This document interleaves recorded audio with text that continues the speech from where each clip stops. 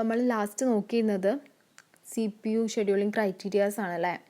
അപ്പോൾ CPU ഷെഡ്യൂളിങ്ങിൻ്റെ സമയത്ത് കുറച്ച് ക്രൈറ്റീരിയാസ് ഉണ്ട്. അപ്പോൾ അതിനെ ബേസ് ചെയ്തിട്ടാണ് CPU ഷെഡ്യൂളിംഗ് അടുത്തത് വരുന്നത്. CPU ഷെഡ്യൂളിംഗ് അൽഗോരിതംസ് ആണ്.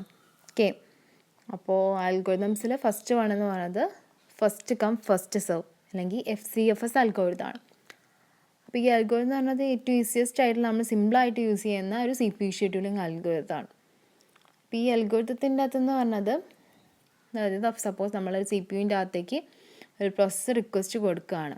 ഫസ്റ്റ് റിക്വസ്റ്റ് കൊടുക്കുന്ന പ്രോസസ്സ് ഉണ്ടാവും. അപ്പോൾ ആ പ്രോസസ്സിനെയാണ് CPU ഫസ്റ്റ് അലോക്കേറ്റ് ചെയ്യുക. ഓക്കെ, അപ്പോൾ അതായത് നമ്മൾ ഇതിൽ യൂസ് ചെയ്യുന്ന മെത്തേഡ് ഫിഫോക്യൂവിൻ്റെ മെത്തേഡാണ്. അതായത് ഫിഫോ എന്ന് വെച്ചാൽ നമുക്കറിയാം ഫസ്റ്റ് ഇൻ ഫസ്റ്റ് ഔട്ടാണ്. അതായത് ഫസ്റ്റ് ഇൻ ഫസ്റ്റ് ഔട്ട് എന്ന് പറഞ്ഞത് ആദ്യം വരുന്ന ആൾ ആദ്യം പുറത്തിറങ്ങും. ഓക്കെ, ഇപ്പോൾ നമ്മളിപ്പോൾ ഒരു എക്സാമ്പിൾ പറയുകയാണെങ്കിൽ നമ്മളൊരു സിനിമ തിയേറ്ററിൽ ടിക്കറ്റ് എടുക്കാൻ പോവുകയാണെങ്കിൽ ടിക്കറ്റ് എടുക്കുന്നത് ഫസ്റ്റ് ടിക്കറ്റ് എടുക്കുന്ന ആളാവുമല്ലോ, ഫസ്റ്റ് ഇറങ്ങി പോവുക. അപ്പോൾ ആ ഒരു മെത്തേഡ് ആലോചിച്ചാൽ മതി ഫിഫോക്യൂ. ആ സെയിം മെത്തേഡാണ് ഫസ്റ്റ് കം ഫസ്റ്റ് സെർവിലും നടക്കുന്നത്. ഓക്കെ, അതായത് ഇപ്പോൾ ഒരു പ്രോസസ്സർ നമ്മൾ ക്യൂവിൻ്റെ അകത്തുനിന്ന് എൻ്റർ ചെയ്യാൻ വേണ്ടിയിട്ട് റെഡി ആയിട്ട് നിൽക്കുകയാണെങ്കിൽ, ഓക്കെ, അപ്പോൾ നമ്മൾ ക്യൂ നിൽക്കുമ്പോൾ അതിൽ ഫസ്റ്റ് നിൽക്കുന്ന ആളാണല്ലോ, ആ ആളല്ലേ ആയിട്ട് കയറുക. അപ്പോൾ ഫസ്റ്റ് നിൽക്കുന്ന ആൾ എൻ്റർ ചെയ്യാൻ വേണ്ടി റെഡിയായി നിൽക്കുകയാണെങ്കിൽ നമ്മൾ കൺട്രോൾ ബ്ലോക്കിൻ്റെ അകത്ത്, അതായത് PCBൻ്റെ അകത്ത്, പ്രോസസ് കൺട്രോൾ ബ്ലോക്കിൻ്റെ അകത്ത് നമുക്കൊരു ലിങ്ക് ഉണ്ടാവും. അതായത് ക്യൂവിൻ്റെ അകത്ത് നിന്ന് ഒരു ലിങ്ക് ഉണ്ടാവും. അപ്പോൾ ആ ലിങ്കിൽ നിന്ന് എൻ്റർ ചെയ്യുമ്പോൾ നമ്മുടെ CPU എപ്പോഴാണോ ഫ്രീ ആവുന്നത് അപ്പോൾ ആ പ്രോസസ്സിനെ ക്യൂവിൻ്റെ ബിഗിനിങ്ങിൽ കൊണ്ട് എത്തിക്കും. എന്നിട്ട് നമ്മളത് സ്റ്റാർട്ട് ചെയ്യും എക്സിക്യൂട്ട് ചെയ്യാൻ. ഓക്കെ, അപ്പോൾ അതാണ് ഫസ്റ്റ് കം ഫസ്റ്റ് സെർവിൽ നടക്കുന്നത്. ഫിഫോക്യൂവിൻ്റെ മാനറിലാണ് നടക്കുന്നത്. അതായത് CPU ഫ്രീ ആവുമ്പോൾ ഫസ്റ്റ് നിൽക്കുന്ന പ്രോസസ്സിനെ, അതായത് ക്യൂവിൻ്റെ ഫസ്റ്റ് നിൽക്കുന്ന ആ പ്രോസസ്സ് ഉണ്ടല്ലോ അതിനെ അസൈൻ ചെയ്ത് കൊടുക്കും. എന്നിട്ടത് എക്സിക്യൂട്ട് ചെയ്യും. അപ്പോൾ നമുക്ക് FCFSൻ്റെ കുറച്ച് ക്യാരക്ടറിസ്റ്റിക്സ് ഉണ്ട്, അതെന്താണെന്ന് നോക്കാം. അതായത് it offers non preemptive and preemptive scheduling algorithm. അതായത് ഇതിൻ്റെ അകത്ത് നോൺ പ്രീംപ്റ്റീവ് ഉണ്ട്, അതേപോലെ തന്നെ പ്രീംപ്റ്റീവ് ഷെഡ്യൂളിംഗ് അൽഗോരിതം ഉണ്ട്. ഓക്കെ, പിന്നെ jobs are always execute on first come first serve basis. നമ്മൾ നേരത്തെ പറഞ്ഞ പോലെ തന്നെ ജോബ്സ് ആദ്യം വന്ന ജോബാവും അല്ലെങ്കിൽ ആദ്യം വന്നതാവും പ്രോസസ്സാവും ഫസ്റ്റ് സെർവ് ചെയ്യുക. ഓക്കെ, അതേപോലെ തന്നെ it is easy to implement and use. അതായത് വളരെ ഈസിയാണ് ഇംപ്ലിമെൻറ്റ് ചെയ്യാനും, അതേപോലെ തന്നെ നമുക്ക് യൂസ് ചെയ്യാൻ വളരെ യൂസർ ഫ്രണ്ട്ലി ആണിത്. അതേപോലെ തന്നെ ഈ മെത്തേഡ് കുറച്ച് പുവർ പെർഫോമൻസ് ആണ്, കാരണം അതിൻ്റെ വെയിറ്റിംഗ് ടൈം കുറച്ച് കൂടുതലാണ് അല്ലേ. നമ്മൾ ഫിഫോ മെത്തേഡ് എന്ന് പറയുമ്പോൾ പറയാം ഫസ്റ്റ് നിൽക്കുന്ന ആൾ അപേക്ഷിച്ച് നമ്മൾ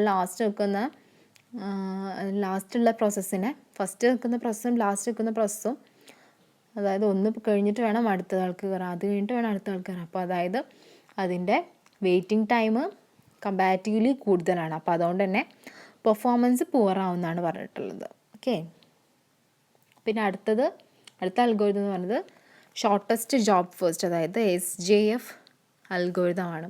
ഓക്കെ, അപ്പോൾ അതൊരു ഷെഡ്യൂളിംഗ് അൽഗോരിതമാണ്.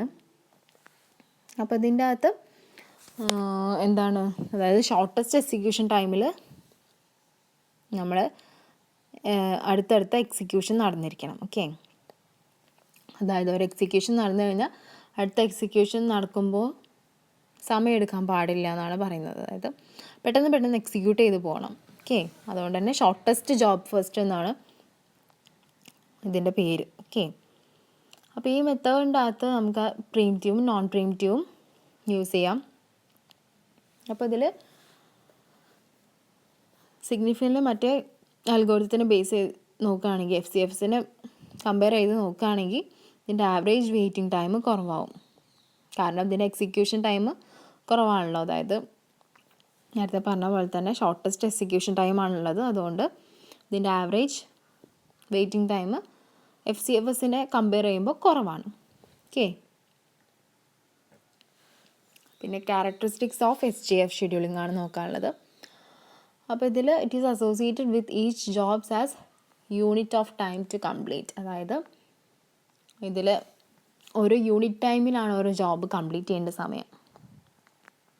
ഓക്കെ.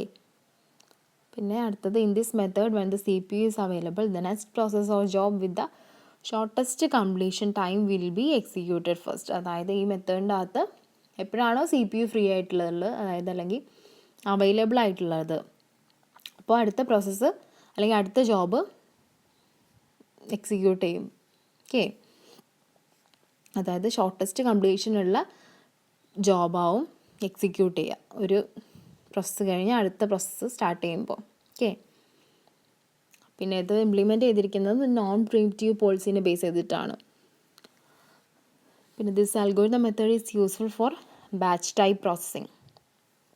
അതേപോലെ തന്നെ ഈ അൽഗോരിതം മെത്തേഡ് ബാച്ച് ടൈപ്പ് പ്രോസസ്സിങ്ങിന് വളരെ യൂസ്ഫുൾ ആയിട്ടുള്ള ഒരെണ്ണമാണ്.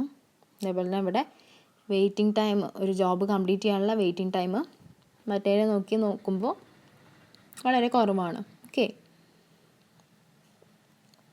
പിന്നെ it improves job output by offering shorter jobs. അതായത് ഓരോ ജോബിൻ്റെ ഔട്ട്പുട്ടും ഇമ്പ്രൂവ് ചെയ്യും. അതായത് ഷോർട്ടർ ജോബ്സ് ആയതുകൊണ്ട് ഓരോ ജോബ്സ് എന്ന് പറഞ്ഞാൽ നമ്മൾ നേരത്തെ പറഞ്ഞു ഓരോ ജോബും യൂണിറ്റ് ടൈമിലാണ് കംപ്ലീറ്റ് ചെയ്യുന്നത്. അതുകൊണ്ട് വളരെ ഷോർട്ടർ ആയിരിക്കും ഓരോ ജോബ്സും. അപ്പോൾ അതുകൊണ്ട് തന്നെ അതിൻ്റെ ഔട്ട്പുട്ടിൻ്റെ ക്വാളിറ്റി അത് ഇമ്പ്രൂവ് ചെയ്യും. ഓക്കെ. അപ്പോൾ അതായത് ടേൺ അറൗണ്ട് ടൈം എന്ന് പറഞ്ഞത് വളരെ കുറവാകും. അതുകൊണ്ട് നമുക്ക് ഔട്ട്പുട്ട് എന്ന് പറഞ്ഞത് ഒരു റെലവൻ്റ് ആയിട്ടുള്ള ഒരു സിഗ്നിഫിക്കൻ്റ് ആയിട്ടുള്ള നമുക്ക് പറയാൻ പറ്റുന്ന ഒരു ഔട്ട്പുട്ടാകും കിട്ടുക. ഓക്കെ.